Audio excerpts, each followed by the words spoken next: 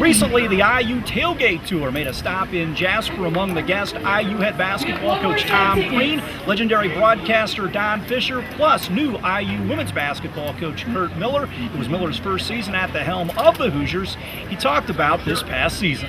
13 months in, excited about the start. We knew that it's a rebuilding process and it's going to be a marathon, not a sprint. So excited about some of the small accomplishments we made this year, but we have a long way to go. But we're excited.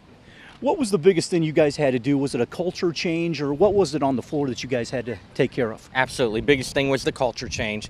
We didn't talk about win totals. We talked about becoming a hard-working team, one of the hardest working teams in the Big Ten. We talked about having great team chemistry, and that's really changed. And the girls have stayed all summer, working hard this summer, and we see a lot of bright future ahead of us. What are the prospects for next season? Well, we always said that year two could be harder than year one because we did inherit some talented seniors. But we have 10 players on the roster next year that did not play in games this year. So we'll be young, but we'll be inexperienced. But we're excited about that.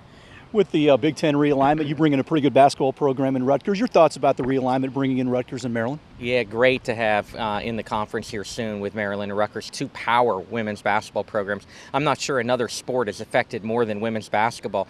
Perennial top 10 program in Maryland right now, a definite national contender. Rutgers, great tradition, long-standing coach in Vivian C. Stringer. Yeah. And so, great for women's basketball. Just makes it tougher. We believe we're on the verge of being the #1 conference in women's basketball.